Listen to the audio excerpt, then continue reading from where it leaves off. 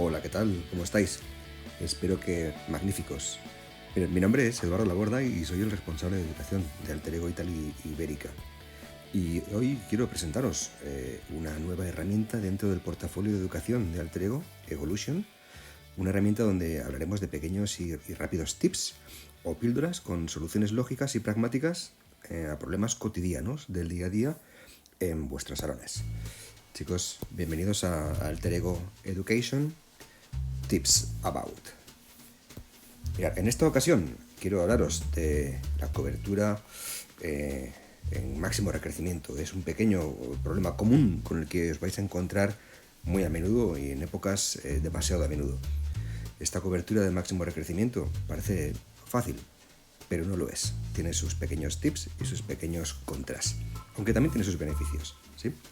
Tened en cuenta que habitualmente estáis preparados para hacer una cobertura de canas de 1 centímetro o 2 máximo, pero en ocasiones, por diferentes factores, el cliente puede llegar con un recrecimiento máximo de varios centímetros.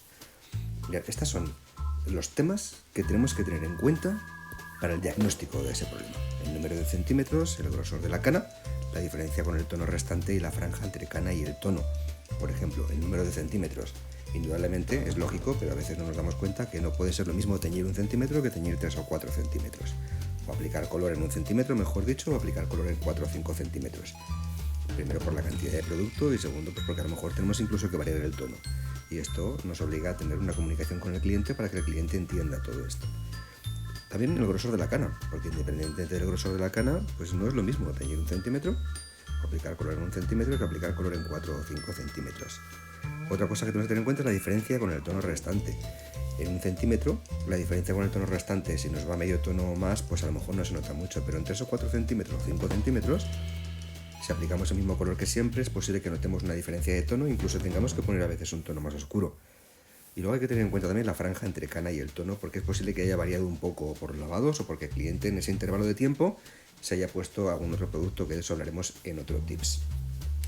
Y estas son las cosas que tenemos que tener en cuenta para la ejecución de este problema.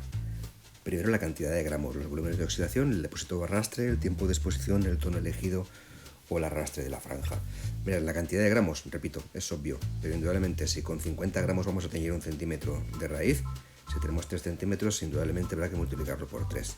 Y esto es lo que nos va a obligar a hablar con el cliente y a tener un desarrollo verbal con el cliente para que el cliente entienda que esta coloración de varios centímetros de canas no solo tiene un coste de tiempo, también ha de ser económico.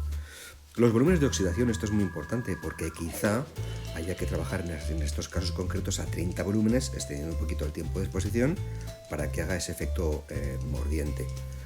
El depósito o arrastre, pues indudablemente el depósito, ¿sí? Hay algunos colores que son de depósito, otros son de arrastre. En el caso de Alter Ego no es demasiado importante porque el tipo de coloración en gel se adhiere muy bien al cabello, pero en estos casos de un recrecimiento tan grande sí que tenemos que empezar a hablar de depósito y no de arrastre. El tiempo de exposición. Seguramente tendremos que variar el tiempo de exposición a la larga en 5, 10 o incluso 15 minutos más. Y el tono elegido, posiblemente si estamos hablando de tonos oscuros, tendremos que elegir medio tono más oscuro que el que usa el cliente habitualmente para que no haya esa diferencia de tono.